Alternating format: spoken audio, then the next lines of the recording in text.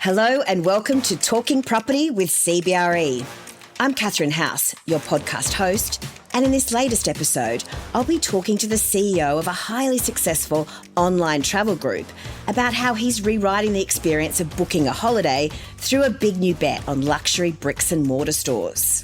Certainly for Chatty, we didn't expect it to be as successful as it is. We thought, I think we can cover our costs, maybe make a little bit of money and get that brand carry. But it turns out it's actually quite a profitable store and probably, I suspect, the highest grossing travel store globally. That's Adam Schwab, co-founder and CEO of Luxury Escapes, one of the world's fastest growing travel brands with an annual turnover of around 1.4 billion and circa 600 staff on 5 continents. While the group is known for being a digital brand, Luxury Escapes recently opened its second Australian store, complete with free-flowing champagne, and has a global store network on its business plan. I hope you enjoy our conversation.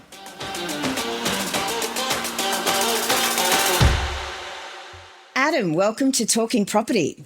Great to be on. So you certainly have an entrepreneurial background. I read that you started out as a corporate lawyer and then launched your own business at just 25 with a mate you'd had a side hustle with at school selling assignment notes to other students. I'd love to hear how that morphed into what's now Luxury Escapes. We had basically a series of pivots. So our first pivot was leaving our corporate jobs, me as a lawyer, Jess as a banker, and started that backpacker apartments business you talked about, then pivoted to a corporate apartments business, and then pivoted to our first online business, which was actually it was a restaurant booking business that kind of converted to a takeaway ordering business. I'm going through a few different businesses here. That became part of Menulog, which recently, unfortunately, shut down. But we fortunately had sold the business and had a great result there. This was about 10 years ago. At the same time, we started effectively a discount experiences business called deals.com.au. Yes. Started that business, and that was essentially the forerunner to Luxury Escape. So we had sort of really 4 or 5 pivots before we started this business. And even once we started Luxury Escape, as I'm sure you've spoken to lots of business owners, you're changing the business constantly. And we've had sort of pivots within the business as well. So it's there's never a dull moment. No, it doesn't sound like it. And you were recently awarded the top travel retailer at the Power Retail All-Star Bash, and that recognises excellence in Australia's e-commerce industry. So why the move into bricks and mortar? We look at inspiration was probably Apple. In a similar, obviously Apple's one of the most valuable businesses in the world, so we certainly don't compare ourselves to them in terms of scale, but they were essentially a business that sold through channels or offline. And I think one of the great pivots that Steve Jobs did and that Tim Cook sort of expanded was their retail stores. And Scott Galloway, who's a great podcaster, calls it one of the greatest value unlocks ever, possibly the greatest value unlock ever. And if you look at our product, and what Apple really did was demystify the product, allowed it to be much more accessible. And you walk past an Apple store, there's hundreds of people in there getting help, getting advice. And we thought travel's really similar. It's a business that's heavily trust dependent and it's complex. There's millions and millions of different options you can do, if not billions of different options and combinations of options and flights and land and tours and cruises and all the different stuff you can buy. And we just thought, well, why don't we give it a crack? But there's really 2 benefits. One is you get the sort of trust marketing carry. And even if the store itself doesn't make money, it's a really great sort of homage to the brand. So we sort of thought, well, hopefully we can break even on the store. Because obviously our fit outs are expensive and our rent's in pretty prime spots. So we wanted to make sure we gave it a real crack. So we knew that would have a pretty significant cost. We thought, well, even if we can't make money, that's still a great way to sort of get the brand in front of people and really build that trust with our customers and with our potential customers. As it turns out, certainly our first store, Chadstone's been incredibly profitable and Bondi's heading that way as well, obviously a much newer store. So they've been really successful on a financial basis, but plus we've got this incredible brand carry on top of that. So talk us through what the stores look like for listeners who might not have been into one or walked past one. Yeah, the aim was really how do we make the Apple Store of travel? And travel stores, I won't sort of mention specific competitors or whatever you can call competitors, but other travel stores are very homogenous. They're generally 3 or 4 desks and it's probably 150 square metres space, generally not particularly light, not expensive fit out. Now, they're very functional and they serve a purpose. And if you want to, and you go in there and sit across a desk and it's not a bad experience by any stretch. And certainly don't want to criticise them because a lot of our contemporaries are incredible businesses, but we thought we could create something a bit more special. And if you look at what Luxuryscapes does as a business generally, is we want to create the world's best holidays. And that's not just from the moment you step on the plane, that's from the moment you start planning and booking. And we wanted to create that really amazing booking experience. So you walk into a Luxuryscapes travel store and there's lots of green everywhere, there's calming colours, there's lots of wood, it's a really expensive fit out. It's a sort of 300 to 400 square metre space, probably double or triple the size of even a decent sized travel store. We can have up to sort of 15 consultants on the floor at one time. And the way we've designed it is if a consultant's not busy, they can just jump on the phone and answer. We've got an almost infinite number of phone calls coming in. So we knew we could overstaff the stores and allow that sort of pivoting between roles for our team, which other companies don't quite have the luxury of. So knew we could make a bigger store than potentially we needed. We also run wholesale, weddings, corporate, all that kind of stuff from the store as well. So, but if you go to the store, it really looks much more like a sort of a general luxury, sort of almost luxury handbag store or luxury clothing store than it does a travel store. And both our Bondi and our Chatty stores have a really great size bar, so you can get champagne, you can get barista made coffee, and you get warm chocolate chip cookies in there. So, and obviously that we don't charge for that. We just give that to our customers as part of the buying experience or the travel booking experience or the planning experience even. So we want to be able to have a really nice sort of third space that people can come to. And even if you're not going to buy from us, even if you want to just sort of work out what a trip may be, you can buy from booking.com or wherever. But people tend to buy from us because our consultants are amongst the best in the world and the creating is a really nice environment to buy in. So the store designs seem to have really been quite the differentiator. I was reading a recent article about Luxury Escapes and it had some interesting quotes from Danny Latouf, who's with retail consultancy, The General Store. And he said, if you're selling dreams, your store should feel like one, that the physical space should transport you before the plane ticket does. He also said, travel is one of your top 3 biggest life purchases, but when you walk into most agencies, it feels like booking a dentist appointment. Luxury Escapes certainly doesn't look like a dentist office, and I've also heard that you're getting a much higher spend per customer than you do online. Can you talk us through those numbers? I think Danny makes some really good points there. So, yeah, we really did sort of go over the top with the in-store experience, and that was intentional. So you spend a bit more on the fit-out. I suspect Apple spends $10 million on fit-out, so we're nothing like that, but we'd be significantly more than the average travel store fit-out. And we have an amazing designer in Katie Damon at CBRE who does an amazing job, and we sort of put it through the ringer a bit and constantly change the designs. We've got amazing building partners at Trust. So we've got a really good team now that's put together now a bit of a blueprint for when we roll out further stores across Australia. But yeah, we really did try and create a certain look and feel to really give our customers that holiday vibe as soon as they walk in. And it doesn't come easily. There's a lot of work that went into it and a lot of sort of thought and thinking and evolving and adjusting that goes into it. And our Sydney store, I think, has even improved on our Melbourne store is amazing. Our Sydney store, probably helped by having a lot of natural light, is I think even better. And I think our next store, whether it's sort of Queensland or WA or SA, what we're sort of fine tuning where we go next, I think we'll be even a step up again. So we're just taking the learnings from each store and trying to build it better and better each time. Because I read that your average online spend is about $2,000, but in-store it's an average $8,000. That's a big difference. Yeah, there's a bit of causation correlation there, that if you're buying a $500 Crown Metropole package, then you can probably buy it online. If you're buying a complex Europe itinerary of 15 different stops, you're much more likely to want to speak to someone. So stores do attract a certain type of, when I say certain type of customer, a customer for a certain type of product. It could be the same customer might buy online for Crown Casino, might buy offline for that Europe trip. So it can be the same person, but when I talk about different customer purchase at that time. So yeah, you're right. It does have a much, much higher basket. There is a bit of causation in that we can also work with our customers to create a better, fuller trip that maybe they would have just bought the hotel from us. Instead, we can sell them everything from the flight, the lounge, the transfers, the experiences, the multiple hotels, the cruises, all that kind of stuff that you might not buy if you're just buying online or even if you're just buying on the phone, because there's so much pressure on the phone to get the sale done. The customers wants to get off the phone. Our call centre is really busy. So it's a much more relaxed environment in store. And you sort of feel it when you go in there. There's no pressure. There's no rushing. Our team are happy to sit with you as long as you need. If you need to spend 2 hours booking that trip, that's fine. If you want to come in and out in 5 minutes, that's fine as well. So you don't get that mentality on a phone, and obviously online people are just booking themselves without the guidance and assistance of a consultant, which is completely fine for lots of different products, but certain products you probably do want or need that guidance, because most people, even myself included, don't know about everywhere in the world. If you're going to the stands, if you're going to Montenegro, if you're going to South America, there's a lot of things we just don't know. So you often just better speaking to somebody who's an expert who's been there before. If you go into Maldives even, there's a lot of complexity in booking the right flights and booking the right resort for what you want. So there's actually a bit of complexity there. And unless someone's been there or at least has a really great understanding of the region and the destination, you're not going to get as good a trip as otherwise could have. So before Chadstone and Bondi Junction, you did have a pop-up store. How important was that pop-up to, making you take the leap into bricks and mortar? We actually had 2 pop-ups and a pop-up in Chadstone. So certainly had 2, and then the third Chadstone we had a pop-up, then permanent, but it was always going to be permanent. So really 2 pop-ups. And second pop-up wasn't particularly successful. The first one was quite successful. I think what we learned more what not to do than what to do. But it certainly gave me confidence that there was a market there that we thought could be ripe for this.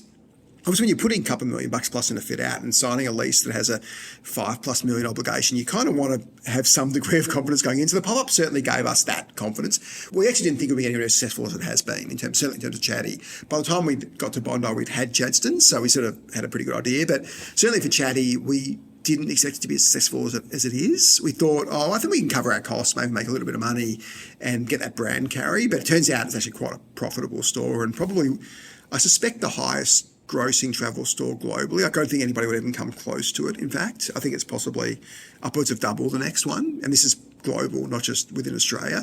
Obviously, we have very few stores, so that gives us an advantage over a flight centre who's got 300, 250 stores. So it's not really a fair comparison. Though their retail store network would turn over many multiples of what we do in the 2. But in terms of specific stores, Chadstone would have to be up there with, if not number 1, very close to, I suspect, pretty clear number 1. And Bondi's probably not far off the top 5 even already. So they are really successful stores, do turn over a lot of revenue and, more importantly, provide this incredible experience for customers.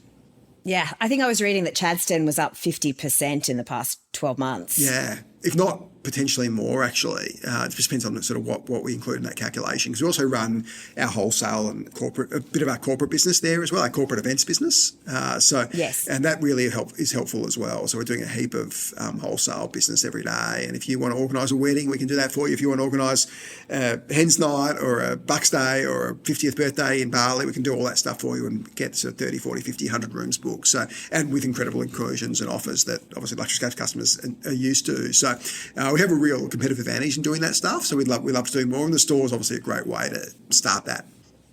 So why Chadstone and Bondi Junction? What made that decision for you? Yeah, Chatty's felt, certainly in hindsight, the obvious choice. Obviously, it's the biggest shopping centre in the Southern Hemisphere. It's clearly the number 1 shopping centre in Melbourne. It is demographically pretty much perfect for us. It's demographically in the centre of Melbourne.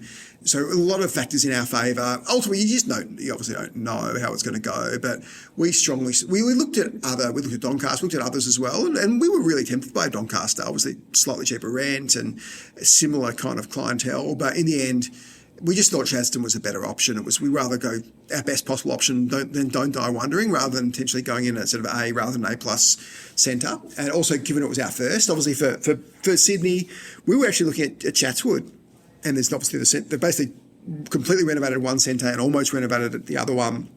Had we got a good site in Chatswood, we probably would have taken there, but the sites were being offered just weren't amazing. And the site we got at Bondi was incredible. Next to Apple, across from Mecca, next to all kinds. You basically, on street frontage, plenty of light. You actually couldn't get a better spot anywhere in the centre, we think. So that was what guided us. And the Westfield, the Thames team were amazing to work with. In fact, both teams, Sydney and Centre, were both amazing to work with, but we got a lot of support from Centre and they were really great. So made the decision in the end pretty easy, and we had a great run with the setup and the opening, and it was a really great result. And so you've talked about looking at other Australian cities. I hear you also have global domination in your sites. Yeah, so in terms of a business, we do have about 15 to 18% of our sales come from people outside Australia. So we already have a non-Australian business. It is split really between mostly 4 or 5 different countries. So New Zealand obviously is a big market for us. UK's ahead of New Zealand now. It's number 2, New Zealand number 3. Then you've got US, Singapore, both really good markets. Then Germany and Canada are really nicely sort of improving markets. So certainly London and Singapore are the 2 that we'd like to at some point go into. We think there's probably 3 or 4 more Australian stores before we get there, but never. Who knows what transpires in the next year or 2, because I think our next door definitely is Australia. After that, who knows? Like certainly London, Manchester are really interesting markets for us. growing really quickly. The brand carry will be really helpful there. So it's pretty interesting, actually. So shifting to technology, from in-store augmented reality to virtual try-ons, AR, VR technologies, it's all coming into the retail sector recently. How much of a role does technology play in your bricks and mortar strategy and by extension your online strategy? Yeah, probably not crazy amounts. Obviously, the team in the store is fully equipped with everything you need to sell. We've got obviously massive screens for customers and all that. So we have used AR, VR in the past, but found it's probably limited benefit. Actually, funny enough, the sort of guidance of an experienced consultant is that we found is way more important than AR, VR. So yeah, we are obviously technology enabled, but it's really much more of a driver of our website and our app experience, probably a bit less those sort of stories, very much that classic offline experience. You're treated like a king, you walk in and you've got a travel expert who's probably been to Bali or Maldives or Thailand or wherever you're going to go, and they can give you this great expert advice that ultimately people want to book online, they'll get access to our incredible suite of technology, but there is something really romantic about speaking to a really smart person who understands travel, who understands what you want, who's going to ask questions and try and really work out what's the perfect trip. And our team members are really consultants. They're there to build the best possible trip they can. And that's what will get people coming back. So we really do take a long-term customer view. We're not trying to just sell something because we've got a high margin on it, like some of our sort of competitors in the travel space. We really do want to try and sell the best product. If you look at the way our website's ordered, it's ordered on margin per view. So it doesn't mean the person who's paying us the most. It means the product that's converting the best. So we really try and be guided by the customer, which is obviously a lot of people say everybody's customer-centric these days because of Jeff Bezos, but we really do try and impugn the customer in everything we do. And if it's online, we're using reams of data to create this incredible experience for you. And if it's offline, so you're not really changing the experience in that sense to personalise it, but you've obviously got a really smart consultant who will ask you questions and really guide you based on those answers. And what about social media? How much are you leveraging social media and influencer marketing even to drive sales? We've got an amazing team that does all that stuff. So Eugene, who heads it for us, is a former talent agent who runs our partnerships, our influencer partnerships, heads up our social team as well. So Eugene is incredible at working with talent. There isn't a popular influencer in Australia that doesn't work with us, I suspect, in the travel space. And not just that, and this is obviously globally as well. So what makes that work is we've got well over 1 million Facebook, heading to 1 million Insta. It's that huge base of installed fans, essentially. And you combine that creating that great alchemy, combining those sort of couple million people with some amazing talent and knowing how to market it properly. And that's sort of the kind of three legs of the stool of influencer marketing. You can get the best influence in the world. If you don't have a following, it's kind of pointless. You have the biggest following in the world. If you get the wrong influencers, it's pointless. So kind of got to get both right. And I think our team does an amazing job. So we'll push probably more direct than brand. So we'll often send influencers to resorts and hotels we're working with. So when we go live with the campaign, the influencer then starts their campaign and they might get all sorts of different sort of remuneration structures. But we want to work with the best talent who people trust to effectively create trust and credibility on the Luxury Escapes brand and hopefully move some packages as well. So yeah, that team does really well. It's a super growth part of the business. Not an easy part of the business, and you sort of got to get quite a few things right. But our guys do a great job there, and we've got an amazing suite of partner influencers who continue to do an incredible job. So you talked earlier on about pivots and how much you've had to pivot over time, and probably one of the biggest pivots of all, and it probably seems like a long time ago, was COVID. How did you change tack at a time when, for many online travel agencies, it was a pretty disastrous time? Yeah, it's a great question. Certainly the first few months weren't easy. Like, I don't think we can't rewrite history and say we cruised through it. It was till probably June. I think March, April, May were really tough months. And by June, we were flying. And then it became sort of difficult because there was lockdowns but yeah, we had a great month in June. It was 2020. Then I had a few tough months because of lockdowns and all that stuff. But like, we obviously suffered a short to medium term EBITDA hit, so there's no question it hit our profitability, but it's really added to our long-term value. We were able to really lean in because we were online only at the time. We had no stores. We were able to really invest for the future, whereas all the other sort of travel businesses were having to do dilutive capital raises and couldn't come back quickly enough. So we had some really great tailwinds as well as headwinds, and we were able to take those tailwinds and really go hard for the couple of years post-COVID. And we're only probably starting the last call it 18 to 24 months, toning down on the hiring and all that sort of stuff. But we spent a couple of years being really aggressive and trying to get market share and more importantly, trying to build an incredible product that our customers love. Yeah, it was really interesting to see people, I guess, rediscover their own backyard. Yeah, we did a lot of domestic Australia sales during that COVID period. So we were lucky enough that we really had a pretty strong domestic Australia business. So it's Australia to Australia. And a pretty strong US outbound business. US wasn't hit anything like Australia was hit. They were able to travel pretty much the whole time. So we were pretty lucky in that respect. So you sort of win some, you lose some. Obviously, our profitability was tough, but from a strategic perspective, it was really helpful in the long run. So staying on COVID, but moving off the retail topic for a moment to something I think our property audience would be interested in, and that's some of your views on working from home. You've got offices in Australia, Britain, Spain and the US, and I've heard you say that the shift to working from home you believed was a failure on every front. Is that still the view?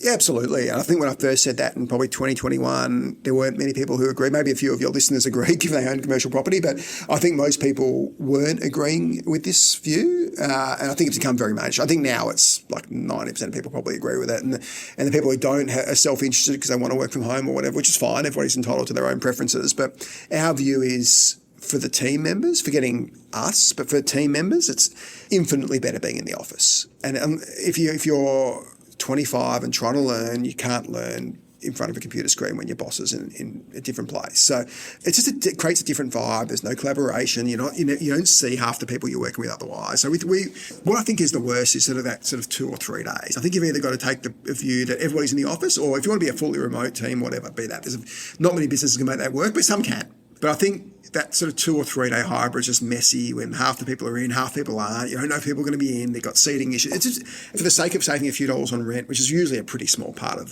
your OPEX. To me, it makes no sense to destroy the employee experience. And I think there's a bit of a carrot and stick. We do daily lunches in both our offices. Going to start trialling daily dinners in Sydney, looking at getting a hairdresser in. Like we think you've got to invest in the office as well. You can't just sort of have it at 70 style cubicles and hope people come back in. We think and our offices are pretty beautiful, both beautiful environments. We invested again a lot in the fit out of the offices. Like same people who did our stores did the offices. So we got incredible level of fit out that really feels a bit like old school WeWork design-wise, forget business model-wise, design-wise.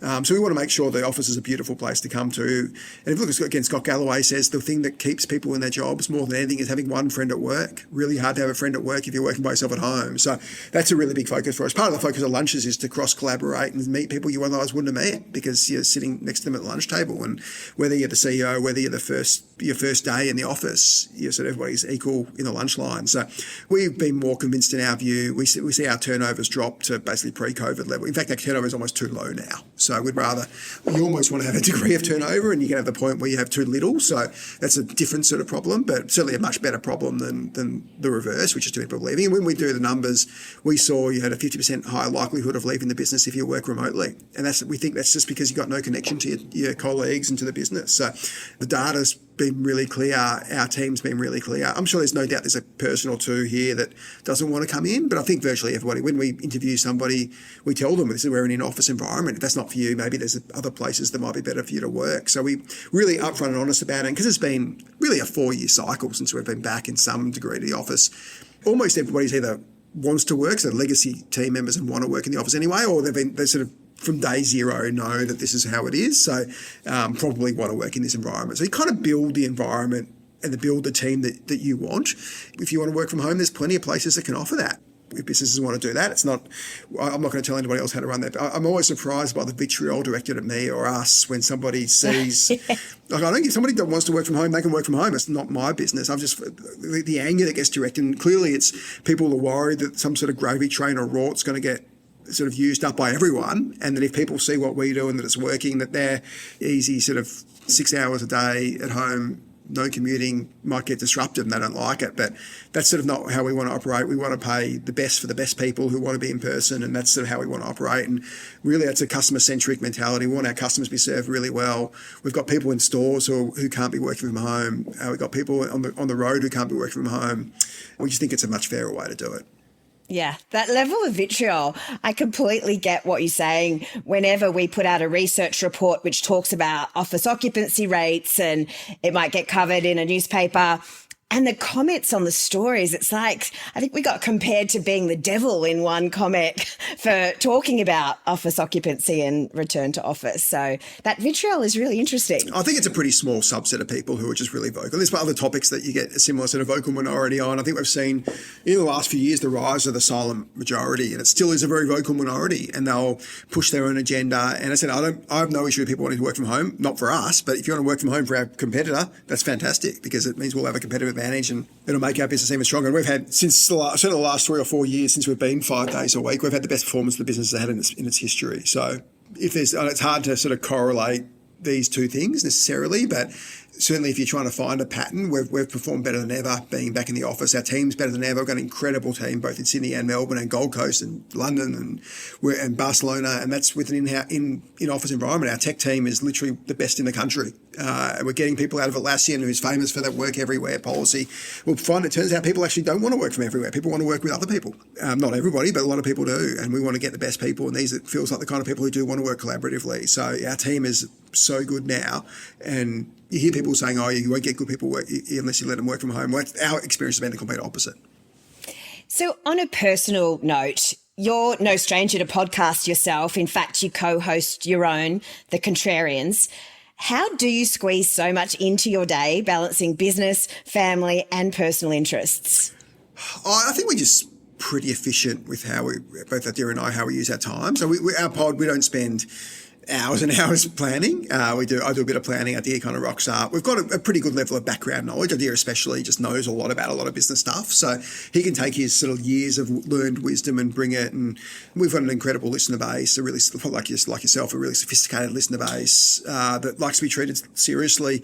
And I'm not sure there are that many business podcasts in Australia that really respect our audience like we do. So it's great fun. In terms of sort of day to day, I just try and be as efficient as possible. I got couple of youngish kids, and fortunately got a wife who's incredible at doing all that stuff with them as well. So I'm not super helpful all the time, but try and do as much as I can. But yeah, I think we've also got an amazing team here. So it's different to when you're a startup with 5 people and you're doing every role. Now I've got 630 people and just a phenomenal team that means I don't have to be on the tools all day, every day. I'll be doing as much as I can and helping where I can, but I'm much less required these days than I used to be.